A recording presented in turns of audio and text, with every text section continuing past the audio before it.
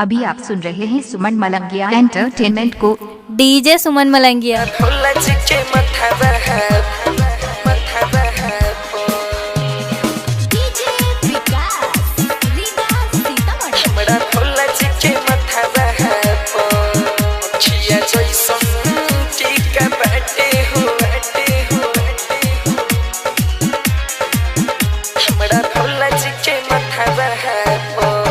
अखिया जैसन टीका बाटे हो हमरा भोला जी के मथावा प।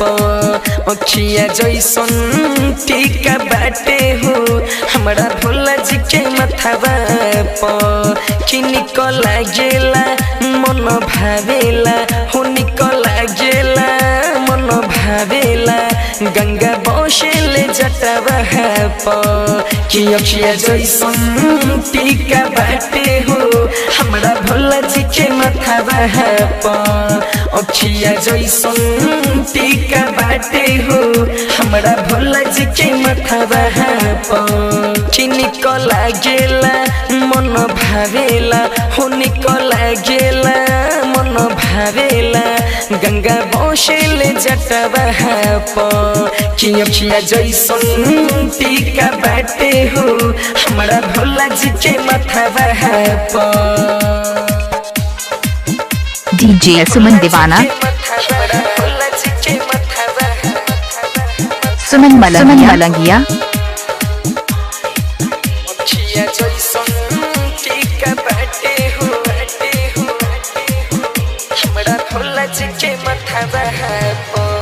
चिको के बसा है के सावा हदिशी रुझाया बेले चिको नो राजा जैसे रथावा पबठिया बेले हो संघप भोला जी हमर आवेले आडे आवेले कि आडे आवेले चिको के बसा है के सावा हदिशी रुझाया बेले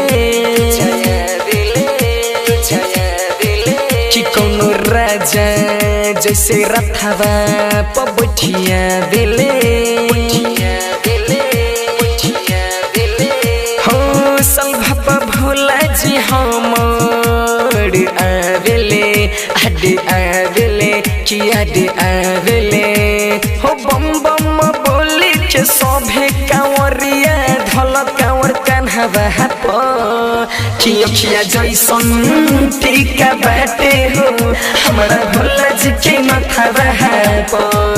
अखिया जैसन टीका बाटे हो हमरा भोला जी के मथावा प। डीजे सुमन दीवाना खाए अजीपुर गांव मलंगिया।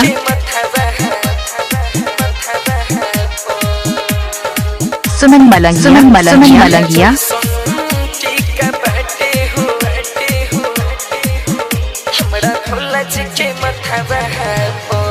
हो चढ़ते सावन बड़ी पावन लगे मोशीना हो हमर भोला गजा दम भर पिए रुझीना हो सुनो ये राइटर असोहक पावेले माजा हो बाबा माजा हो पावेले माजा हो चढ़ते सावन बड़ी पावन लागे मशीना हो हमर भोला गजा दम भर पिए रुझीना हो